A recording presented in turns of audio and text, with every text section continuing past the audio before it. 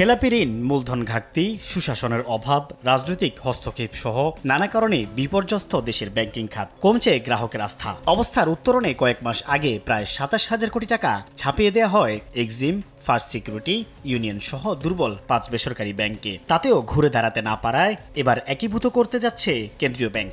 এজন্য দরকার হতে পারে ৩৫,০০০ কোটি টাকা, যার মধ্যে ২০,০০০ কোটি টাকাই সরকারের কাছে চাইবে বাংলাদেশ ব্যাংক। বাকি অর্থ চাওয়া হবে আমানত বীমা তহবিল সহ IMF, বিশ্বব্যাংকের কাছে।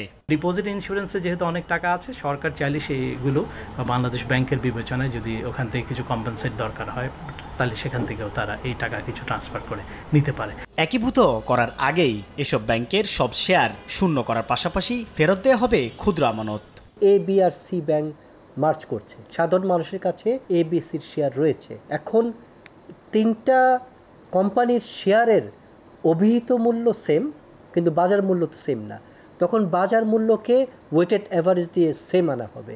এদিকে বিশেষ নজরে রাখা আরও কয়েকটি ব্যাংকের ব্যাপারেও বিশেষ ভাবনার কথা জানিয়েছেন অর্থ উপদেষ্টা। ডিপোজিটের টাকা কোনোভাবে যাতে না হবে সেই দৃষ্টি নিয়ে মার্জার করবে, আর মার্জার করবে এইভাবে যে যাতে মার্জার করবে ওটা কিন্তু একটা ভায়াবল ব্যাংক হয়। এমন কিছু কিছু ব্যাংক আছে যাদেরকে যতই মার্জার ওরা আপনার ইসের আওতায় বাইরে চলে গেছে, ওটা এখন প্যালিয়েটিভই আছে।